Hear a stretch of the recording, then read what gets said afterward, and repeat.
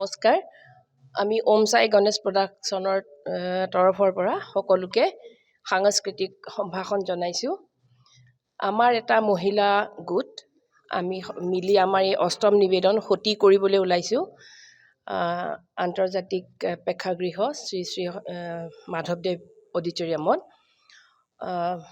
সকলো 10 মাৰ্চ 2024 আমাৰ সকলোখিনি ভাৱৰীয়া মহিলা আৰু নানান নিজৰ দায়িত্ব পালন কৰাৰ পিছত সকলো ওলাই আহি আমি ইয়াত এখন ভাওনা মঞ্চস্থ কৰিব ওলাইছোঁ।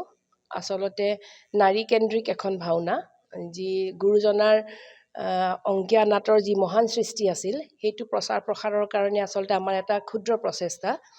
যদিও অংকীয়া নাটৰ পৰা আমি যিখিনি মহিলা তাত চৰিত্ৰ আছিলে সেই মহিলা চৰিত্ৰখিনি উলিয়াই আনি আমি নিজে এখন ভাওনা কম্প'জ কৰি লৈ পেলাই আমি সকলো কৰিব লৈছোঁ। ইয়াৰ আগত আমি দ্ৰৌপদীখন কৰিছিলোঁ, যাৰ কাৰণে আমি বাহিৰতো বহুতবাৰ গ'লোঁ, বৃন্দাবন গ'লোঁ, উজ্জৈন গ'লোঁ। তেনেকৈ এইবাৰ সতীখন লৈছোঁ। সতীও আমি দ্বিতীয়বাৰৰ কাৰণে কৰিব ওলাইছোঁ আৰু আশা কৰিছোঁ সকলোৱে ভাল পাব, সকলো আহি আমাক উৎসাহ জগাব বুলি। আমাৰ এনেই গোটেইখিনি মিলাই 21 গৰাকী, চব মানে পুৰুষৰ ভাও মহিলাই দিছে আৰু মহিলাৰ ভাওটো মহিলাই। সেয়া খালি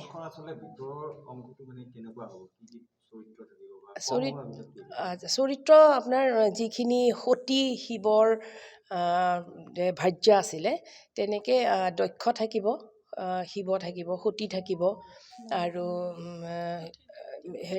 সতীৰ দেহত্যাগটো দেখাম।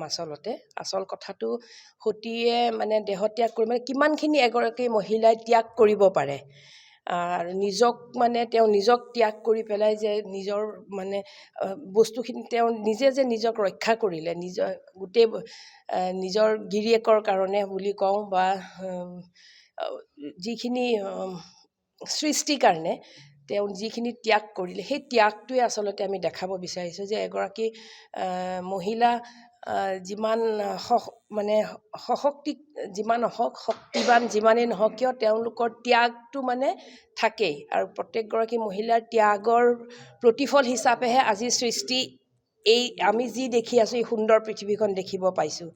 গতিকে আমি এই সতী ভাওনাখনৰ জৰিয়তে আমি বুজাব বিচাৰিছোঁ যে এগৰাকী মহিলাই নিজক জ্বলাই পেলাইছিল, নিজকে নিজে শেষ কৰি পেলাইও মানে সৃষ্টি ৰক্ষাৰ কাৰণে আগবাঢ়ি আহিব পাৰে। আচলতে সেইটো বস্তু। শুভ সন্ধিয়া। ৰাজ্যিক পৰ্যায়ৰ পৰামৰ্শদাতা সমিতি, ছাত্ৰ যুৱ কল্যাণ, অসম চৰকাৰ আৰু ওম সাই গণেশ প্ৰডাকশ্যনৰ যৌথ উদ্যোগত আন্তৰ্জাতিক নাৰী দিৱসৰ উপলক্ষে আজি গোটেই সমগ্ৰ বিশ্বতে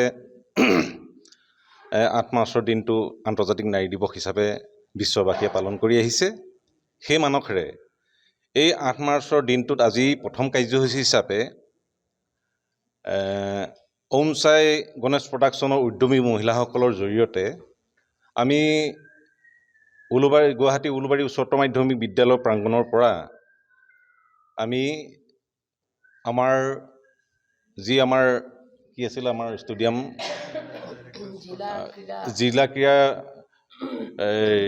কাৰ্যালয়লৈ সমুপলৈ আমি সেই যৌথ সমূহীয়া দৌৰ ইতিমধ্যে ৰাতিপুৱা হৈ গৈছে আৰু এই আন্তৰ্জাতিক নাৰী দিৱসৰ লগত সংগতি ৰাখি অহা 10 মাৰ্চত ওম সাই গণেশ প্ৰডাকশ্যনৰ উদ্যমী মহিলাসকলৰ দ্বাৰা এখনি মহিলা ভাওনা সতী শংকৰদেৱ কলাক্ষেত্ৰৰ আন্তৰ্জাতিক মাধৱদেৱৰ প্ৰেক্ষাগৃহত মঞ্চস্থ কৰা হ'ব। সেয়েহে আপোনালোকৰ জৰিয়তে সমগ্ৰ অসমবাসীকে এই অনুষ্ঠানভাগী যাতে খুব সুন্দৰকৈ সফল হ'ব পাৰে তাৰ কামনা কৰিছোঁ আৰু ৰাজ্যিক পৰ্যায়ৰ পৰামৰ্শদাতা সমিতি, ছাত্ৰ যুৱ কল্যাণ, অসম চৰকাৰে এই উদ্যমী মহিলাসকলক সহযোগিতা কৰি এই অনুষ্ঠানভাগী সফল কামনা কৰিছে। ধন্যবাদ।